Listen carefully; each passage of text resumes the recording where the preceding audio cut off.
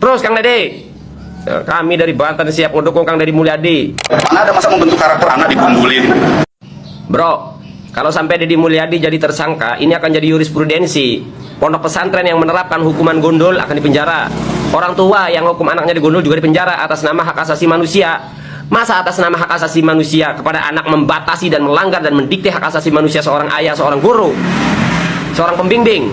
Wis embrot ini. Undang-undang yang kalian buat baru itu jadi malah melanggar fitrah manusia malah. Wis sembrot lah kalian atas nama Komnas HAM, atas nama apa? Maaf, bukan Komnasnya. Atas nama hak asasi manusia. Kok kalian gak bersuara? Itu ada ribuan anak itu yang menangis di Kosambi dan di Teluk Naga itu. Mana suara Anda itu, bro? Mana suara Komnas HAM?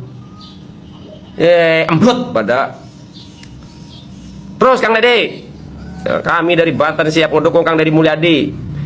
Kalian itu, nih, kami anggap orang-orang barisan sakit HP karena kala pesta demokrasi. Embrot, kalian itu embrot, Anda itu embrot, tahu embrot?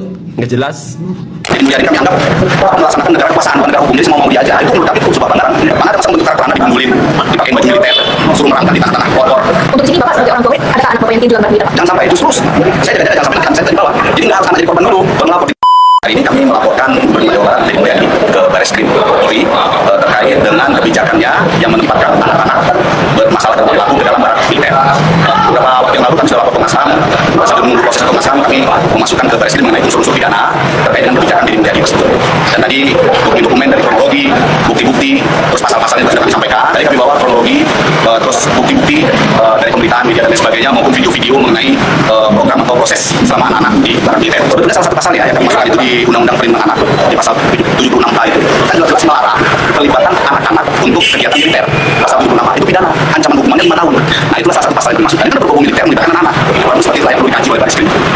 Tapi sejauh ini dari yang Bapak dengar dari pelaksanaan pengiriman siswa itu ke Barat, apakah ada keluhan-keluhan dari siswa atau seperti apa? Kalau dari siswa selama ini, karena ini kan terkait dengan pidana, keluhan dari siswa itu sebetulnya bukan bagian dari yang harus dibuktikan.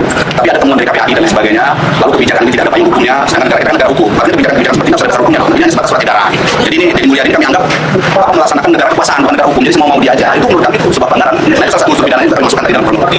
Terus proses di dalamnya itu juga kan tidak melibatkan tenaga ahli pendidikan yang mengerti tentang psikologi anak. Mana ada masa membentuk karakter anak dikumpulin, dipakai baju militer, suruh merangkak di tanah-tanah kotor, ya kan? Masa itu setiap pasal itu tidak sesuai dengan pembentukan karakter anak ini. Dan itu ada pasal pidananya yang melarang, ancamannya 5 tahun. Undang-undang Perlindungan Anak itu akan melapor ke Bareskrim. Untuk sini Bapak sebagai orang tua, ada anak Bapak yang tidur dalam militer, Pak? Jangan sampai justru saya jaga-jaga, jangan sampai nanti saya tadi bawah. Jadi nggak harus anak jadi korban dulu, baru melapor. Tidak, ini saya dalam rangka melindungi anak. Jangan sampai terjadi meluas.